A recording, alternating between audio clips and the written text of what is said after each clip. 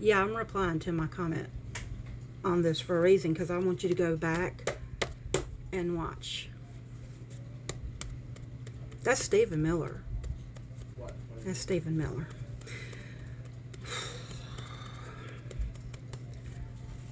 History should have taught us this. Frederick Douglass should have taught us this. But let's have the lesson again, shall we? Let me give you a word of the philosophy of reforms. The whole of history. Oh, there it goes. The whole history of the progress of human liberty shows that all concessions yet made to her ox claims have been born of earnest struggle. If there is no struggle, there is no progress. Those who profess to favor freedom and yet deprecate agitations are men that want crops without plowing the fields. They want rain without the thunder and lightning. They want the ocean without its many roars of its mighty waters.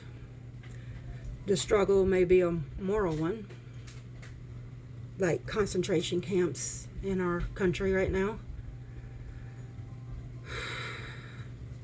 If you can read German, you know what that means. That's the way Stephen Miller believes. But that's the way all white supremacists believe. Because, yeah, they have to value human life.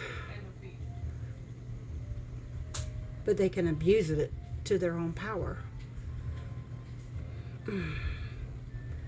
It may be a moral one, or it may be a physical one, or it may be both moral and physical, but it must be a struggle.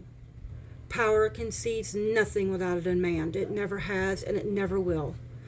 Find out just what a people will quietly submit to, and you have found out the exact amount of injustice and wrong which will be imposed upon them.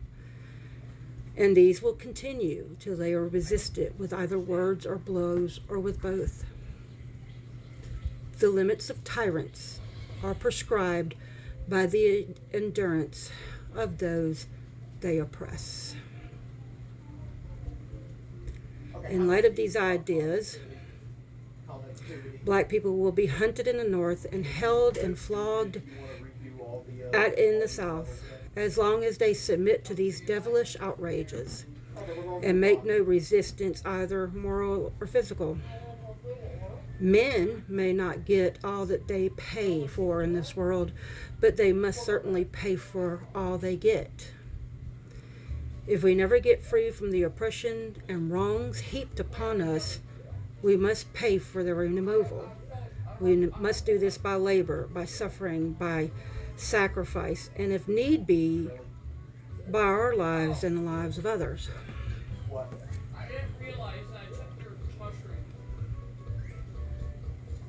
Frederick Douglass was teaching us we should have learned. They will continue to heap more and more and more.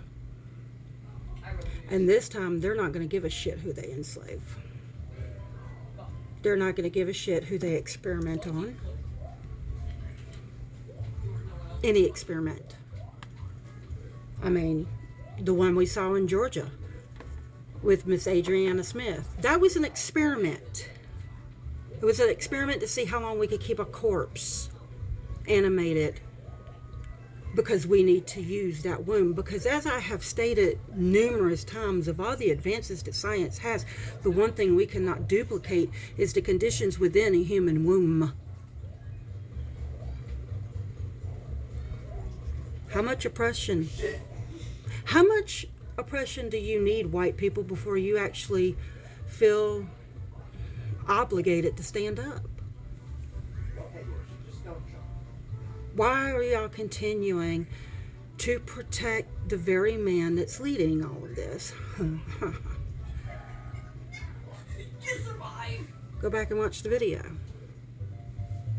Stephen Miller is a white supremacist. The whole lot of them are. Every single one of them. Only this time they are an equal opportunity enslavement. They don't give a shit. They never have. They think with their money they can buy power, not understanding that we, the people, have to consent to the government. It's about time for the government to understand what consent means. It's something that they have had a problem with for a long, long time. Okay, my Yoshi's dead. And now you're dead. I forgot that. Battle lines have been drawn. Which side are you on? Your Yoshi's dead. Because, yeah, this is a moral thing. And Jesus Christ, if it gets physical.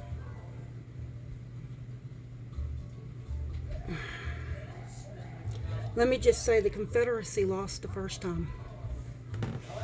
Just understand that this time there will be consequences and there will be a price for you to pay. Because we're going to stomp it off this time. History will not repeat itself on our watch.